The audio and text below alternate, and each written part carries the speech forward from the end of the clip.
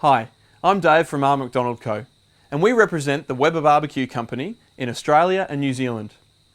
This DVD has been designed to get you off and running with your Q, and also help you become a Weber Q expert in no time.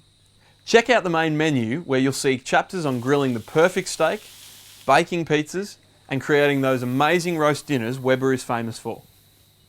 Now, what we want to do is make sure you get a fantastic result the very first time you use your Weber Q. Chances are that one of the reasons you bought a Weber Q is that it's not only a great barbecue, it's a fabulous outdoor oven as well. The Q's cooking system is different from ordinary barbecues, so before you start cooking, I thought I'd show you how they work. There are two rules that you must follow when you're barbecuing. Number one is always preheat your Q with the lid down for at least 10 minutes. Once it's alight, all you do is put the lid down and wait. If you don't do this, the food will take much longer to cook and the flavour will be more like stewed food rather than barbecued. So promise me, always preheat to get your Q nice and hot before you start cooking anything.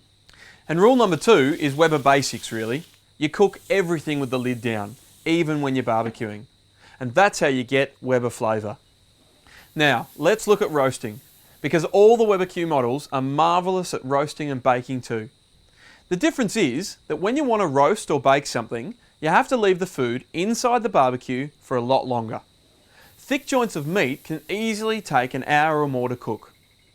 If you just left the food on the grill to absorb all the heat from below, the bottom would become burned and charred well before the top even looked like being cooked. That's why you have to convert your Weber Q from a barbecue into an oven when roasting or baking. To do this, use some foil or a convection tray and a stainless steel trivet. It's a Q accessory. The trivet lifts the roast off the hot grill bars and the foil is placed underneath the trivet so that it shields the bottom of the roast from the heat. The heat is forced out to the sides so that it can circulate evenly all around the food rather than burning the bottom of it. Now, I want to talk about cleaning for a moment. For some reason, a lot of people think they don't have to clean their Q. Let me tell you, if you don't clean it, two things are almost certain to happen. The outside, like any barbecue, will become a real eyesore. And if you let the barbecue grease continue to build up and up in the firebox, one day, all that grease is going to catch fire. So here's a tip.